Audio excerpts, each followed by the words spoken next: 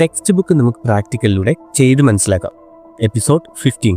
ചെറുപ്പം മുതൽ നമ്മൾ ചെയ്ത് കണ്ടുപഠിച്ചിട്ടുള്ള ഗാൽവൻ സെല്ലാണ് ഇന്നത്തെ topic. Chemical energy electrical energy ആയിട്ട് കൺവേർട്ട് ചെയ്യുന്ന സെല്ലുകളെയാണ് ഗാൽവൻ സെല്ലുകൾ എന്ന് പറയുന്നത്. നമ്മൾ കണ്ടിട്ടുള്ള ലെമൺ ബാറ്ററിയും പൊട്ടറ്റോ ബാറ്ററിയും അതുപോലെ നമ്മൾ ഉപയോഗിക്കുന്ന നോൺ റീചാർജബിൾ ആയിട്ടുള്ള AA ബാറ്ററികളും എല്ലാം ഗാൽവൻ സെല്ലിന് എക്സാമ്പിൾസ് ആണ്. കുറച്ച് ഉപ്പെടുത്തിട്ട് അതിലേക്ക് 2 വ്യത്യസ്ത റിയാക്ടിവിറ്റികൾ ലോഹങ്ങൾ ഇറക്കി വെച്ചിട്ട് അതിലേക്ക് കുറച്ച് വെള്ളം ഒഴിച്ചാൽ പോലും നമുക്കൊരു ഗാൽവൻ സെല്ല് ക്രിയേറ്റ് ചെയ്യാൻ കഴിയും. സ്റ്റേബിൾ ആയിട്ടുള്ള വോൾട്ടേജും കറണ്ടും കിട്ടാത്തതും അതുപോലെ അധികം നേരം ഇതിന്റെ ഔട്ട്പുട്ട് കിട്ടാത്തതും എല്ലാം ഇത്തരത്തിലുള്ള ബാറ്ററികളുടെ ഒരു ഡ്രോബാക്ക് ആയിരുന്നു. ഇത് പരിഹരിച്ചുകൊണ്ടാണ് ഡാനിയൽ സെല്ല് വികസിപ്പിച്ചത്.